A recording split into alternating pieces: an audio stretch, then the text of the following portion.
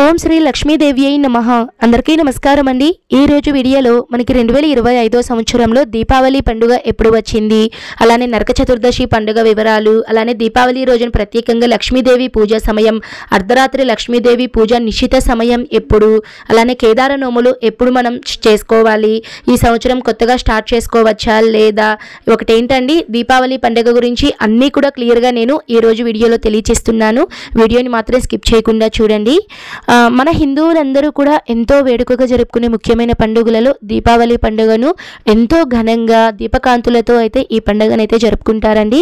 వాడుకలో అయితే మనము ఈ దీపావళిని 5 రోజుల పండుగగా అయితే జరుపుకుంటాము. మొదటి పండుగ వచ్చేసి దీపావళి ముందు అంటే అమావాస్య ముందు వచ్చే త్రయోదశి ధనత్రయోదశి పండుగ, 2 నరక చతుర్దశి, 3 దీపావళి పండుగ, 4 బలిపాడ్యమి పండుగ, 5 భగని హస్త భోజనం. ఈ 5 పండుగల గురించి ప్రతి ఒక్కరూ తెలుసుకొని ఉండాలండి. ఎంతో వేడుకగా 5 రోజులు కూడా చాలా బాగా సెలబ్రేషన్ అనేది చేసుకుంటూ ఉంటారు. ధనత్రయోదశి వచ్చేసి మనకి ఈ 2025 సంవత్సరంలో అక్టోబర్ 18, 19 తేదీల్లో అంటే 18 శనివారం సాయంత్రం నుంచి అక్టోబర్ 19 మధ్యాహ్నం వరకు ఈ పండుగనైతే జరుపుకుంటారు. దీని గురించి ఆల్రెడీ క్లియర్గా వీడియో అనేది అప్లోడ్ చేస్తున్నానండి. వీడియో లింక్ అనేది కూడా డిస్క్రిప్షన్లో ఇస్తాను. ధనత్రయోదశి రోజున ఎక్కువగా బంగారం, వెండి, అలానే లక్ష్మీ స్వరూపాలైనటువంటి మంగళకరమైన వస్తువులు ఇవన్నీ కూడా తెచ్చుకుంటూ ఉంటారండి. మనకి పురాణాల్లో కానీ ఎక్కడా కానీ ధనత్రయోదశి రోజు బంగారే కొనాలి అని ఎక్కడా లేదండి.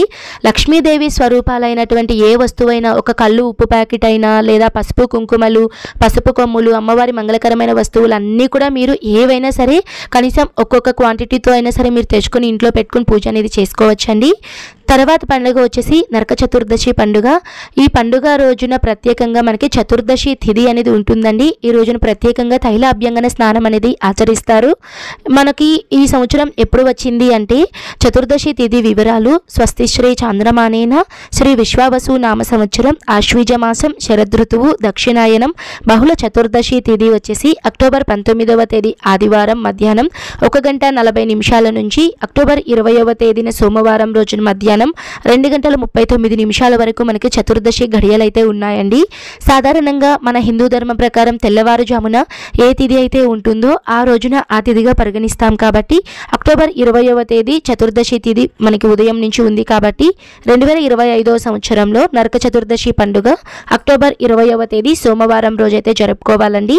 ఈ రోజున ప్రత్యేకంగా తైల అభ్యంగన స్నానం అనేది ఆచరిస్తూ ఉంటారు.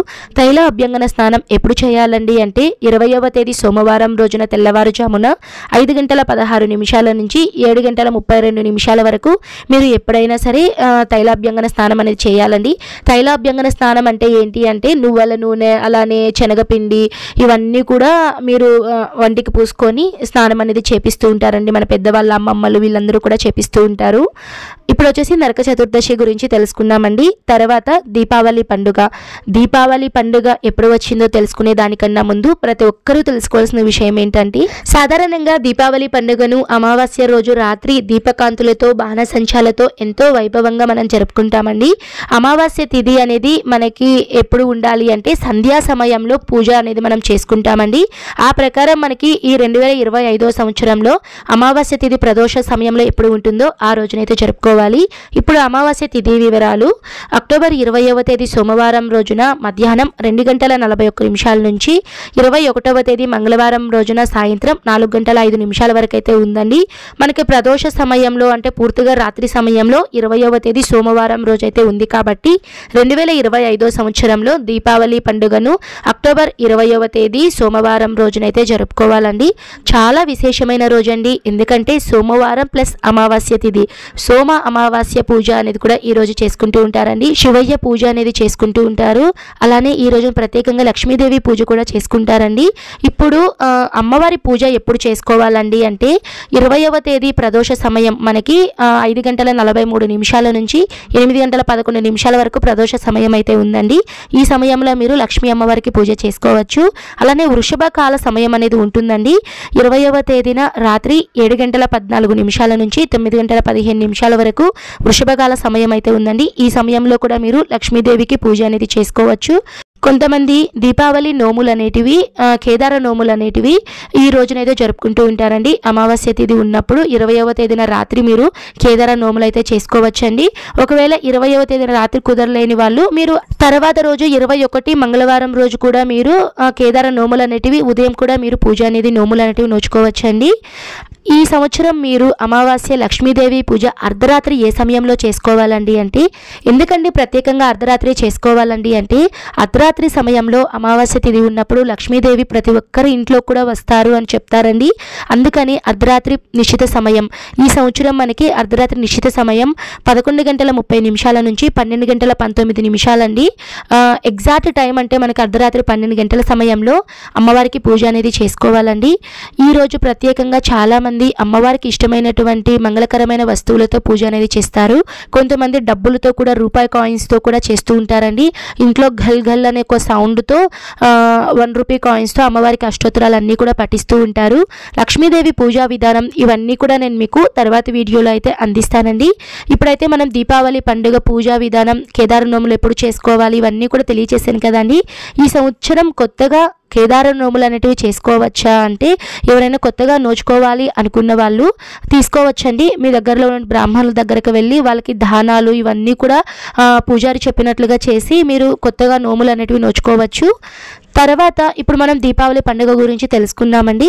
తర్వాత వచ్చేసి బలిపాడ్యమి పండుగ ఈ సంవత్సరం మనకి 21వ తేదీ అయితే వచ్చిందండి. మన సైడ్ అయితే బలిపాడ్యమి పండుగనైతే అంతగా ఎక్కువ జరుపుకోరండి. నార్త్ సైడ్ వాళ్ళు, వేరే ప్రాంతాల్లో వాళ్ళు బలి చక్రవర్తిని అయితే ఎక్కువగా పూజిస్తూ ఉంటారు. పురాణాల ప్రకారం మనకి ఒక కథనం అయితే ఉంది. శ్రీ మహావిష్ణువు వామన అవతారంలో మనకి అవతరించినప్పుడు ఆయన బలి చక్రవర్తిని పాతాళ లోకంలోకి పంపిస్తారు. బలి చక్రవర్తి భూమి మీదకు తిరిగి వచ్చిన రోజే ఈ బలిపాడ్యమి రోజండి. అందుకని ఈ రోజున ఆయనకైతే గొప్పగా పూజలు అనేటివి చేస్తూ ఉంటారు. మన సైడ్ అయితే ఎక్కువ పూజలు చేయరు కాబట్టి ఈ రోజు నుంచి మనకి కార్తీక మాసం ప్రారంభమవుతుందండి. ఇంకా కార్తీక స్నానాలు, కార్తీక పురాణాలు చదువుకోవడము, దీపదానాలు, ముఖ్యంగా పిండి దీపాలు, ఉసిరి దీపాలు ఇవన్నీ కూడా ఈ రోజు నుంచి అయితే అందరూ పూజలు అనేటివి స్టార్ట్ చేస్తూ ఉంటారు. ముఖ్యంగా తులసీదేవి ఆరాధన అంటే తులసి చెట్టుని అయితే ఎక్కువగా పూజిస్తూ ఉంటారు. ఇప్పుడైతే మనం బలిపాడ్యమి పండుగ గురించి అయితే తెలుసుకున్నామండి. తర్వాత మనము భగనీ హస్త భోజనం అంటే అక్టోబర్ 22వ తేదీ బుధవారం రోజైతే మనం జరుపుకుంటామండి. ఈరోజు అన్నలందరూ కూడా వాళ్ళ చెల్లెల ఇంటికి వెళ్ళి భోజనం అనేది స్వీకరిస్తూ ఉంటారు. అంటే ఒకలా చెప్పాలి అంటే మనం రాఖీ పండుగ ఎలా జరుపుకుంటామో అదేవిధంగా ఈ రోజైతే మనము మన సోదరులు వాళ్ళందరినీ కూడా ఇంటికి పిలిచి ఆతిథ్యం అనేది ఇవ్వాలండి వాళ్ళకి. ఎందుకంటే మనకి యమునాదేవి ఉంది కదా అండి, యమునాదేవి తన భర్త ప్రాణాలను కాపాడుకోవడానికి ఈ రోజున యమునాదేవి అన్న అయినటువంటి యముడిని ఇంటికి ఆహ్వానించి భోజనం అనేది పెడుతుందట అండి మన కథనాల ప్రకారం. అప్పుడు యమునాదేవికి అయితే దీర్ఘ సుమంగళి తత్వం అనేది ఇస్తారంట. దాంతో యమునాదేవి భర్తకి మృత్యుగండం అనేది పోతుందట అండి. కాబట్టి ఈరోజు ఎవరైతే సోదరులను అయితే ఇంటికి పిలుచుకొని భోజనం అనేది పెట్టి వాళ్ళ దగ్గర బ్లెస్సింగ్స్ అనేది తీసుకుంటారో వాళ్ళు నిన్ను సుమంగళిగా దీర్ఘాయుష్కులుగా ఉంటారు అని ఒక నమ్మకం అండి. ఇదండి ఓవరాల్గా వచ్చేసి దీపావళి పండుగ 5 రోజుల పండుగ గురించి క్లియర్గా తెలియచేశానండి.